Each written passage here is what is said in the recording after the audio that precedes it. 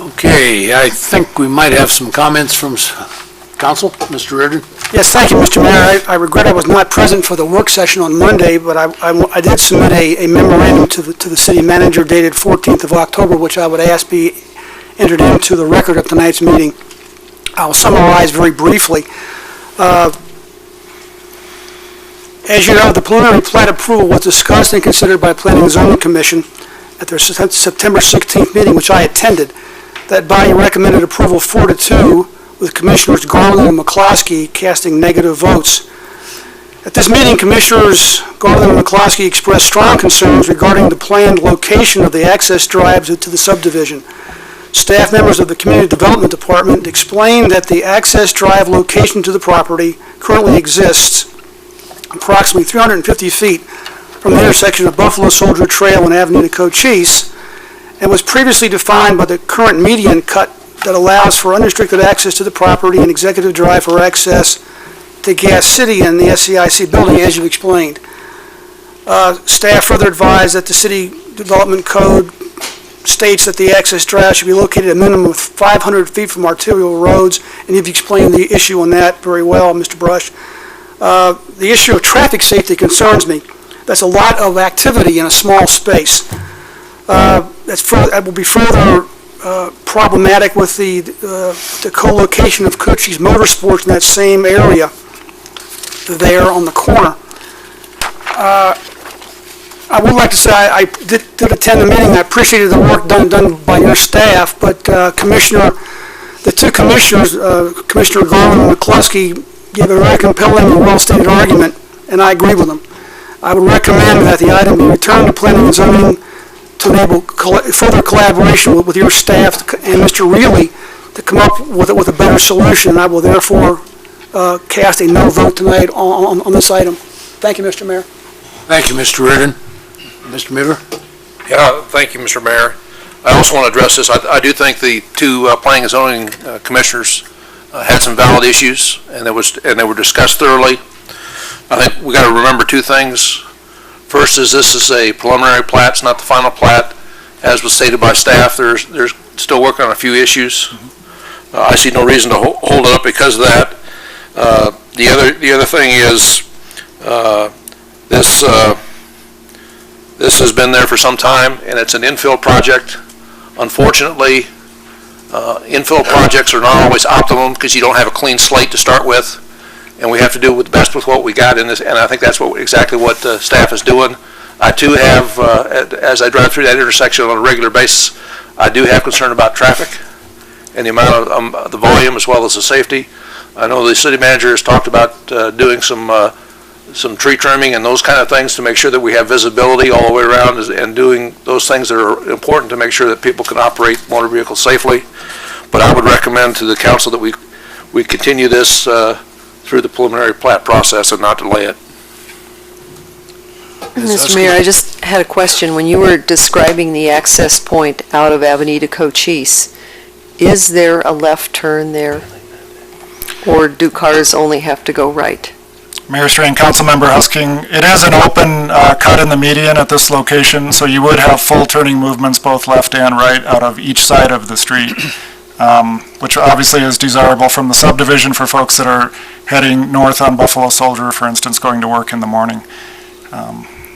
So it is an open cut in the median. And is there enough room for a car to be in the center median? To rest in the median? Wait for that, yes.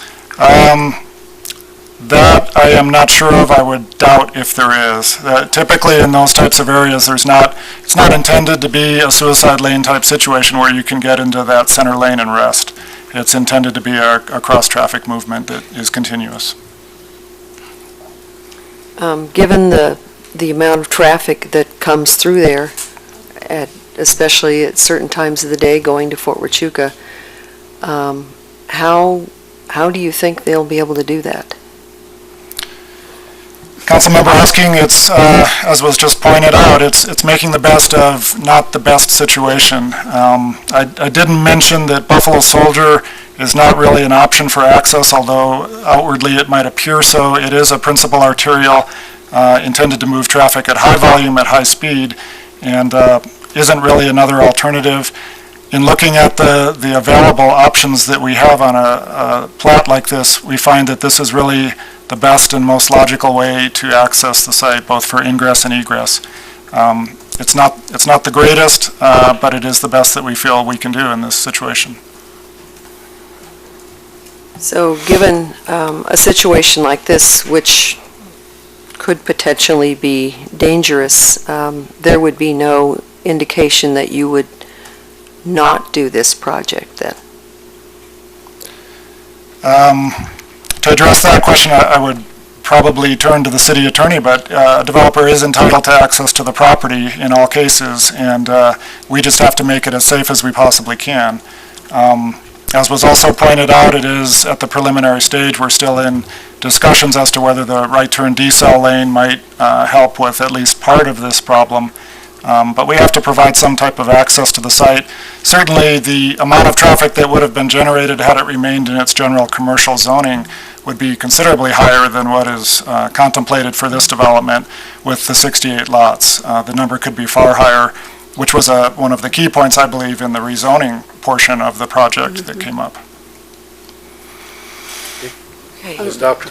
Yes, thank you, Mr. Mayor. Mr. Brush, to go through the list. Thank you. Was right only and right in only and right out only considered for those two spaces, those two entrances, so that there would be no left turns or limited left turns or something of that sort? Was that ever considered? Councilmember Doctor, it was considered, it has been discussed. It would be the ultimate last resort decision that the city could make. If the turning movements are unsafe, we can block off the access. That has implications both to the Gas City SAIC site to the north and to this subdivision, but it is an option that the city always has. It's a city street. If that's the only way to make it safe, we would do that. However, it does create the conflict of people then being forced to come out of the subdivision, turn right, and either make a U-turn or drive up to one of the residential streets, work their way through the residential street, and back over to Buffalo Soldier in order to head north. That might be safer. You know. Okay, thank you. Mr. Patuchik? Mr. Mayor, members of the council, as has been pointed out, this is not an optimal access point, obviously, but it is the best access point that's currently available. Certainly, we wouldn't want to see access taken onto Buffalo Soldier Trail, as Mr. Brush has previously mentioned, and moving it down to the code-required 500 feet would create some other turning movement conflicts.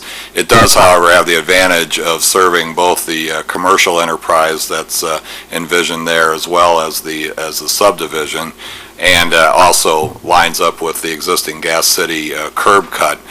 I think there are a number of items that I'd like to see addressed in the improvement planning process of this particular project, and I've already asked community development staff and engineering staff to take a look at them. One of them would be potential right turn decel lane into the site, which might help improve turning movements in there. Of course, there may be some conflicts with the left turn out by doing that.